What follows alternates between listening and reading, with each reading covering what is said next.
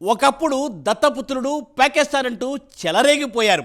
అధికారంలో ఉన్న 5 ఏళ్లు ఒకరిని మించి ఒకరు పోటీ పడి మరీ విమర్శలు చేసేశారు. ఇక జగన్ అయితే తానొక బాధ్యతాయుతమైన పదవిలో ఉన్నానన్న సంగతి కూడా మర్చిపోయి పెళ్ళిళ్ళు పెళ్ళాలు అంటూ దారుణంగా మాట్లాడేవారు. ఎన్నికల ఫలితాల అనంతరం అందరూ సైలెంట్ అయిపోయారు. సేనానిపై విమర్శలు చేయడం దాదాపు తగ్గించేశారు. అసలు పవన్పై ఆనాడు అంతలా చెలరేగిపోయిన వైసీపీ ఇప్పుడు ఎందుకు పవన్ పేరే ఎత్తటం లేదు? ఈ మార్పు వెనక రీజన్ ఏంటి?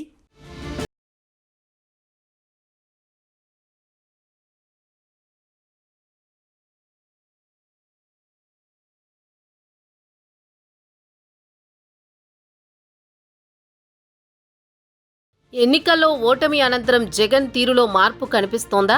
ఒకప్పుడు వైసీపీలో కార్యకర్త స్థాయి నుంచి జగన్ వరకు పవన్ కళ్యాణ్పై ఒకటే విమర్శలు, వ్యక్తిగత దూషణలు చేశారు. కుటుంబ విషయాలను సైతం మాట్లాడేవారు. భార్యలు, పెళ్లిళ్ళు, పెళ్లాలు అంటూ అదే పనిగా విమర్శలు చేశారు. నాడు సీఎం స్థానంలో ఉన్న జగన్ అయితే పవన్ కళ్యాణ్ పేరు కూడా పలకకుండా దత్తపుత్రుడు దత్తపుత్రుడు అంటూ పెళ్లాలు పెళ్లిళ్ళు అంటూ అదే పనిగా విమర్శలు చేశారు. తన మంత్రులతో ఎమ్మెల్యేలతో చేయించారు. వైసీపీ సోషల్ మీడియాలో సైతం పవన్ కళ్యాణ్ ప్యాకేజీ స్టార్ అంటూ రకరకాల విమర్శలతో చెలరేగిపోయారు. 151 సీట్లున్న తాము 175కు 175 గెలిచి తీరుతామని శపథాలు చేశారు. అయితే ఎన్నికల ఫలితాలు మాత్రం వైసీపీకి బుద్ధి తెచ్చినట్లే కనిపిస్తోందని రాజకీయ వర్గాల్లో చర్చ జరుగుతోంది. ఎన్నికల ఫలితాల తర్వాత నుంచి పవన్ కళ్యాణ్ను వైసీపీ తిట్టడం దాదాపు తగ్గిపోయినట్లే కనిపిస్తోంది. ఆనాడు దత్తపుత్రుడు అంటూ పవన్పై చెలరేగిపోయిన జగన్ సైతం ఫలితాలు వెలువడిన అనంతరం భారీ ఓటమి పాలయ్యాక పవన్ కళ్యాణ్ గారు అంటూ సంబోధించారు. అప్పట్నుంచి వైసీపీ నుంచి ఎవరూ కూడా పవన్ కళ్యాణ్ను పెద్దగా విమర్శించిన దాఖలాలు కనిపించలేదు. వైసీపీ నేతలు కానీ, జగన్ కానీ, వైసీపీ సోషల్ మీడియాలో కానీ పవన్ కళ్యాణ్ మీద విమర్శలు దాదాపుగా తగ్గిపోయాయనే చెప్పొచ్చు.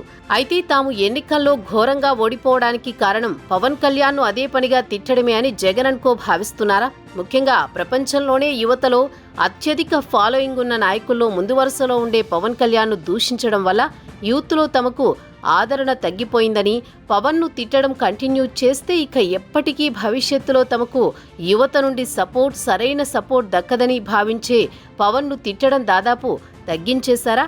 ఇప్పుడు రాజకీయ వర్గాల్లో చర్చనీయాంశమవుతున్న ప్రశ్నలు ఇవే.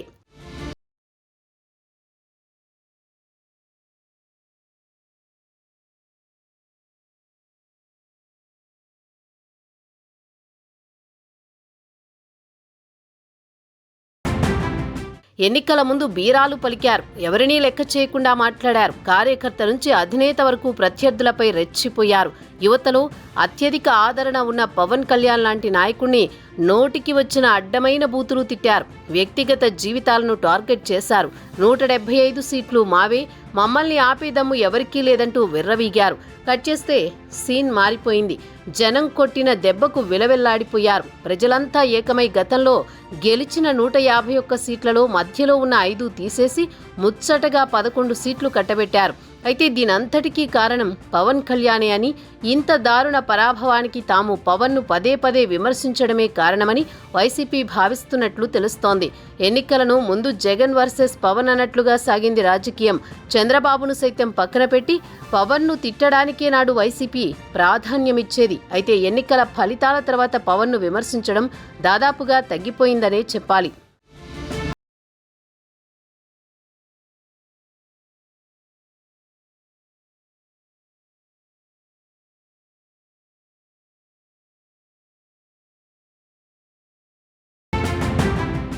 సార్వత్రిక ఎన్నికల్లో జనసేన కూటమి తిరుగులేని విజయాన్ని సొంతం చేసుకుంది. ఈ ఎన్నికల్లో ప్రజలు, ఓటర్లు వైసీపీ పట్ల తమ వైఖరిని ఓటు ద్వారా వెల్లడించారు. ఎన్నికల్లో వైసీపీని కోలుకోలేని దెబ్బతీశారు. కనీసం ప్రతిపక్ష హోదా కూడా లేకుండా చేసి తమ నినాదాన్ని వినిపించారు. దీంతో ఓటమి తర్వాత అధినేత నుంచి గ్రామ సర్పంచ్ వరకు దిక్కుతోచని స్థితిలో పడ్డారు. గత ప్రభుత్వం అనుసరించిన ప్రజా వ్యతిరేక విధానాలతో పాటు ప్రజాసేవలో ముందుండే పవన్ లాంటి నిస్వార్థ నేతను అదే పనిగా తిట్టడం కూడా ఓ కారణమని వైసీపీ అధిష్టానం భావిస్తున్నట్లు తెలుస్తోంది.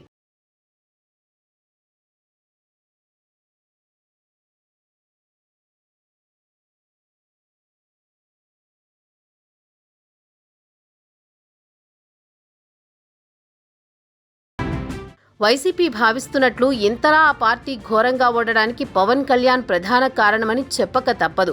2019లో ఓటమి తర్వాత పవన్తో పొత్తు గురించి చంద్రబాబు ఆలోచించారు. అప్పటికీ పవన్ అండ్ కో కూడా ఆ దిశగా ఆలోచనలు మొదలు పెట్టింది లేదు. ఎప్పుడైతే వైసీపీ నేతలు అదే పనిగా పవన్ను టార్గెట్ చేయటం, నాటి సీఎం జగన్మోహన్ రెడ్డి సైతం 4 పెళ్లిళ్లు 4 పెళ్లాలు అంటూ అదే పనిగా విమర్శలు చేయడం పవన్ ఇరిటేట్ అయ్యేలా చేసింది. తాను రాజకీయాల గురించి మాట్లాడుతుంటే తన ప్రత్యర్థులు మాత్రం వ్యక్తిగతంగా టార్గెట్ చేయడాన్ని తీవ్రంగా తప్పుబట్టిన పవన్ పలుమార్లు హెచ్చరించారు. అయినప్పటికీ తీరు మార్చుకోని వైసీపీ నేతలు అదే పనిగా పవన్ను టార్గెట్ చేయడమే కాదు, మరింత వెకిలి వ్యాఖ్యలు చేశారు. అప్పటి వరకు పవన్ వైసీపీని రాజకీయ ప్రత్యర్థిగా మాత్రంగానే చూశారు. ఎప్పుడైతే వ్యక్తిగత హననానికి పాల్పడ్డారో అప్పటి వరకు అనుసరించిన వ్యూహాన్ని పక్కన పెట్టేసి జగన్ అండ్ కో లెక్కలు తేల్చేయాలని డిసైడ్ అయ్యారు. అదే పొత్తుకు దారితీసింది. వాళ్ళు వీళ్ళు అన్న తేడా లేకుండా తమ చేతిలో ఉన్న అధికారంతో ఎవరినైనా సరే ఏమైనా అనేయొచ్చన్న బరితెగింపు వైసీపీని ఘోర ఓటమికి కారణమయ్యేలా చేసిందనే చెప్పాలి. పవన్ కళ్యాణ్ లాంటి పవర్ను అదే పనిగా టార్గెట్ చేస్తే అందుకు తగ్గ మూల్యం చెల్లించక తప్పదు. తాము విపరీతంగా అభిమానించే పవన్ కళ్యాణ్ను దారుణంగా తిట్టడాన్ని పవన్ అభిమానులు జీర్ణించుకోలేకపోయారు. పవన్ అన్నకు ప్రాణమిస్తాం, జగన్ అన్నకే ఓటేస్తామనే బ్యాచ్ సైతం పవన్ పై వైసీపీ నేతలు చేస్తున్న విమర్శలను తట్టుకోలేకపోయింది. తన సినిమాలతో, సేవాగుణంతో యువతను భారీగా ప్రభావితం చేశారు పవన్. తాము అభిమానించే వ్యక్తిని పదే పదే దారుణంగా తిట్టడంతో ఈ ఎన్నికల్లో యూత్ ఓట్లన్నీ పెద్ద ఎత్తున కూటమి పార్టీలకు మళ్లినట్టు రాజకీయ పరిశీలకులు చెబుతున్నారు. అదే జగన్ను దెబ్బతీసిందని అంటున్నారు. పవన్ను ఇంకా తిడితే తమ పార్టీకి బతుకే ఉండదని భావించి వైసీపీ అధిష్టానం పవన్ను తిట్టొద్దని పార్టీలో నాయకులకు, కేడర్కు ఆదేశాలు జారీ చేసినట్లు చెబుతున్నారు.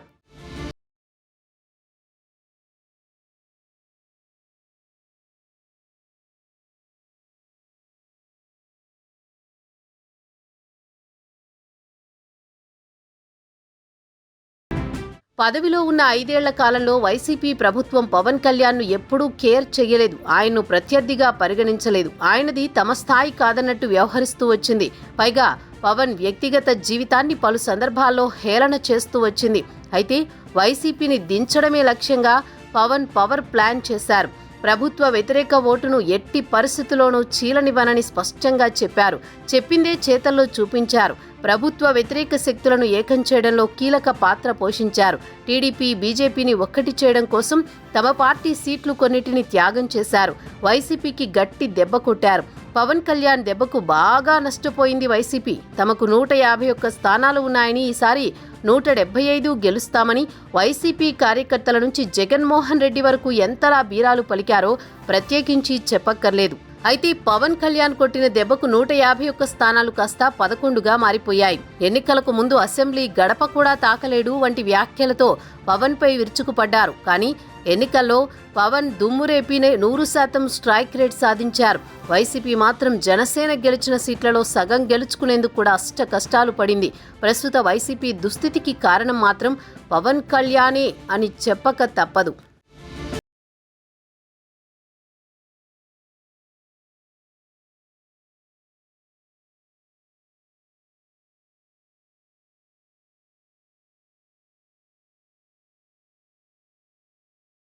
ప్రపంచంలోనే యువతలు అత్యధిక ఫాలోయింగ్ ఉన్న ఏకైక వ్యక్తి పవన్ కళ్యాణ్. అటువంటి నాయకుడిని పట్టుకుని ఇష్టం వచ్చినట్లు మాట్లాడారు. వైసీపీలో కార్యకర్త మొదలు అధినేత జగన్ వరకు పవన్ కళ్యాణ్ వ్యక్తిగత జీవితంపై కామెంట్లు చేసేవారు. ఎంతమంది కలిసొచ్చినా తననేమీ చేయలేరని ఊగిపోయేవారు వైసీపీ అధినేత. అయితే కాలం ఎప్పుడూ ఒకేలా ఉండదు అన్నట్లు 151 మంది ఎమ్మెల్యేలు, 22 మంది ఎంపీలతో కళకళలాడుతూ ఉండే పార్టీ పవన్తో పెట్టుకోవడంతో పాతాళానికి పడిపోయింది. పదే పదే గొప్పలకు పోతూ విర్రవీగుతూ పవన్ కుటుంబాన్ని సైతం దూషించిన పార్టీకి భారీ షాకే తగిలింది. పవన్ దెబ్బకు పాతాళానికి పడిపోయిన పార్టీకి ప్రస్తుతం జగన్ డ్యామేజ్ రిపేర్ చేసుకుంటున్న పరిస్థితి కనిపిస్తోంది. భవిష్యత్తులో కూడా పవన్ నుండి వైసీపీకి పెను ముప్పు తప్పదా? అసలు జగన్ మళ్ళీ పార్టీని నిలబెట్టగలుగుతారా? పవన్తో పెట్టుకుని వైసీపీ ఎంతలా పతనమైపోయిందో ప్రత్యేకించి చెప్పనక్కర్లేదు. సార్వత్రిక ఎన్నికలలో ఓటమి మాత్రమే కాదు, ఓడిపోయాక కూడా ఆ పార్టీ ఉనికిని చాటుకునేందుకు కూడా అష్టకష్టాలు పడుతున్న పరిస్థితి ఇప్పుడు. నేతలంతా జంప్ అయిపోతున్నారు. ఎమ్మెల్యేలు, ఎంపీలుగా పోటీ చేసిన వారు బయట కనిపించడమే లేదు. ఇంకోవైపు పార్టీ నేతల వరుస రాజీనామాలతో త్వరలోనే జగన్ ఏకాకిగా మిగలబోతున్నారా అన్న చర్చ సైతం ఇప్పుడు రాజకీయ వర్గాల్లో నడుస్తోంది. అదే జరిగితే క్షేత్రస్థాయిలో సైతం వైసీపీ పట్టు కోల్పోనుందా?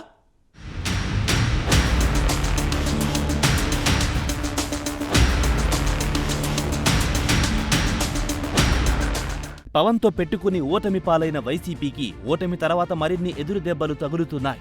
అధికారం కోల్పోయిన నాటి నుంచి వరుసగా ఒక్కరి తర్వాత ఒక్కరు వైసీపీకి రాజీనామా చేసేసి వెళ్లిపోతున్నారు. అందరూ ఒక్కొక్కరిగా వైసీపీని వీడుతుండటంతో వైసీపీ శిబిరంలో ఆందోళన రేగుతోంది. వైసీపీ గ్రాఫ్ పూర్తిగా పడిపోగా కూటమి గ్రాఫ్ రోజురోజుకు పెరుగుతోంది. ఎన్నికల్లో భారీగా గెలుచుకున్న సీట్లతో ప్రభంజనం సృష్టించగా పాలనా పరంగా తీసుకుంటున్న నిర్ణయాలు కూటమి ప్రభుత్వానికి మరింత గ్రాఫ్ పెంచుతున్నట్లు రాజకీయ వర్గాల్లో చర్చ జరుగుతోంది.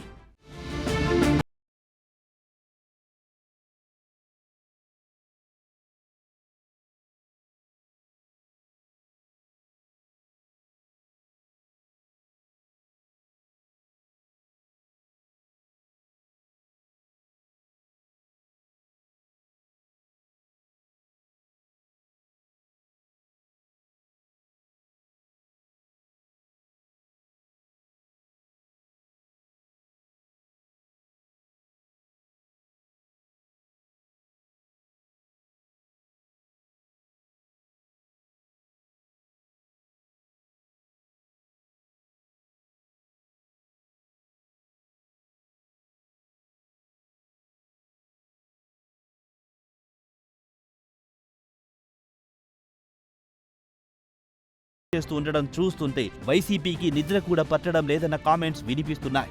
ఎన్నికల ముందు కూటమిని విడగొట్టడానికి శతవిధాలుగా ప్రయత్నించింది వైసీపీ. ఎన్నికల తర్వాత కూడా విడగొట్టాలని ట్రై చేస్తోంది. అయితే వైసీపీ ఎంతగా విడగొట్టాలని ట్రై చేస్తుందో కూటమి పార్టీలు అంతగా కలిసిపోతున్నాయి. ఈ తరుణంలో వచ్చే ఎన్నికల్లో కూడా వైసీపీ కోలుకుంటుందా లేదా చర్చ వైసీపీ కార్యకర్తలోనే జరుగుతోంది.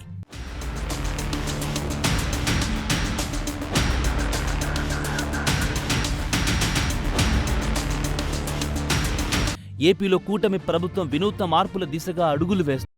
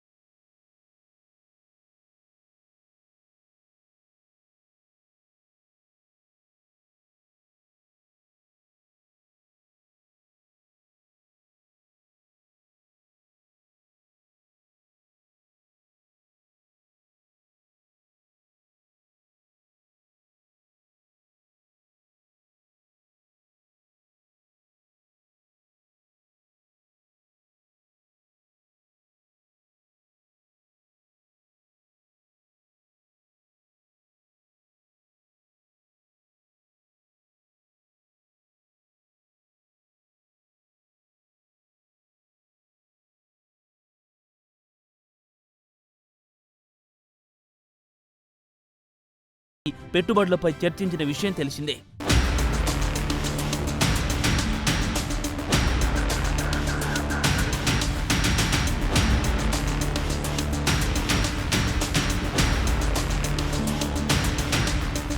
శిథిలమైపోయిన రాష్ట్రాన్ని మళ్లీ గాడిన పెట్టేందుకు కూటమి సర్కార్ తీవ్రంగా కృషి చేస్తోంది. గత వైసీపీ పాలనలో ఒక్క పరిశ్రమ లేదు, పెట్టుబడి లేదు, ఉద్యోగ ఉపాధి అవకాశాలు శూన్యం. టీడీపీ, జనసేన నాయకులను తిట్టడం,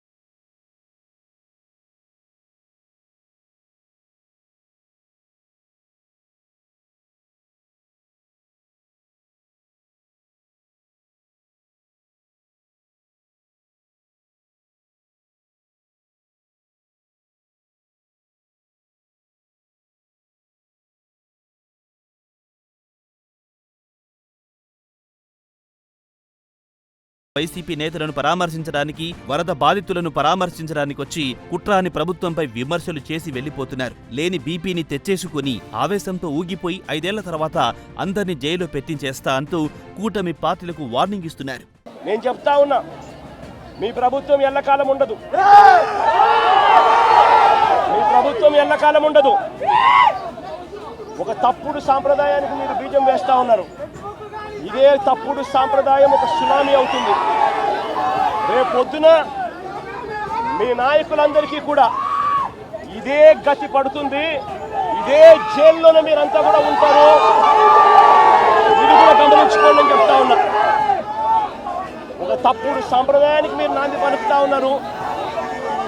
ఒక తప్పుడు పద్ధతికి మీరు నాంది పలుకుతా ఉన్నారు. మార్పు తెచ్చుకోకపోతే మాత్రం రెడ్ బుక్లు మీరు ఒక్కరే పెట్టుకుంటారని చెప్పి మీరు అనుకుంటున్నారేమో. రెడ్ బుక్ పెట్టుకోవడం అన్నది చాలా సులభమైన పని. రెడ్ బుక్ పెట్టుకోవడం అన్నది చాలా సులభమైన పని.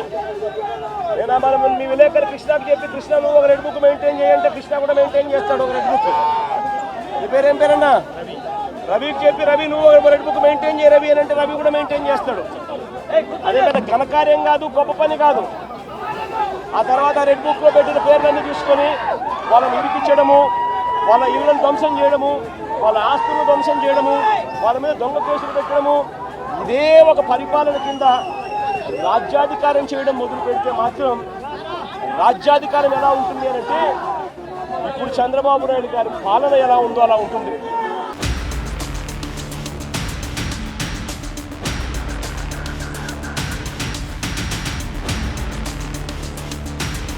అయితే కూటమి ప్రభుత్వాన్ని, చంద్రబాబును విమర్శిస్తున్న జగన్, వైసీపీ నేతలు పవన్ కళ్యాణ్ను విమర్శించడానికి మాత్రం తటపటాయిస్తున్నారు. తాజాగా వరద బాధితులను పరామర్శించడానికి పిఠాపురంలో పర్యటించిన జగన్ చంద్రబాబుపై, ప్రభుత్వంపై విమర్శలు చేశారు. కానీ ప్రత్యేకించి పవన్ కళ్యాణ్పై విమర్శలు చేయడానికి మాత్రం వెనుకాడారు. దీన్ని బట్టి పవన్ పట్ల ప్రస్తుతం వైసీపీ వైఖరి ఎలా ఉందో అర్థమవుతుందని రాజకీయ పరిశీలకులు అంటున్నారు. పవన్ను తిడితే ఏమవుతుందో ఇప్పటికే అనుభవిస్తున్న వైసీపీ అందుకు సాహసించడం లేదని అంటున్నారు.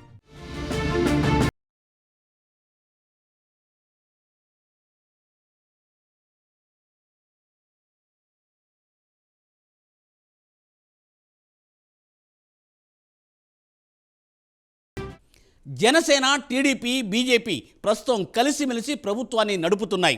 ఆ పార్టీల మధ్య అంతా ఐకమత్య వాతావరణమే కనిపిస్తోంది. 10 కాలాల పాటు పొత్తు ఉండాలని అటు పవన్, ఇటు చంద్రబాబు, లోకేష్ భావిస్తున్నారు. ఈ పొత్తు 10 ఏళ్ల ప్రయాణం అని గతంలోనే పవన్ కళ్యాణ్ స్పష్టం చేసిన సంగతి తెలిసిందే. మరి ఇటువంటి తరుణంలో వైసీపీ సమీప భవిష్యత్తులో కోలుకుంటుందా? ప్రజల మన్ననలు తిరిగి పొందగలుగుతుందా? పవన్ను విమర్శించడం మానేసిన వైసీపీకి తాము ఆశిస్తున్న ప్రయోజనం దక్కేనా? ఈ ప్రశ్నలన్నిటికీ కాలమే సమాధానం చెప్పాలి. ఇక ఇది ఇవాల్టి స్పెషల్ స్టోరీ. నమస్తే.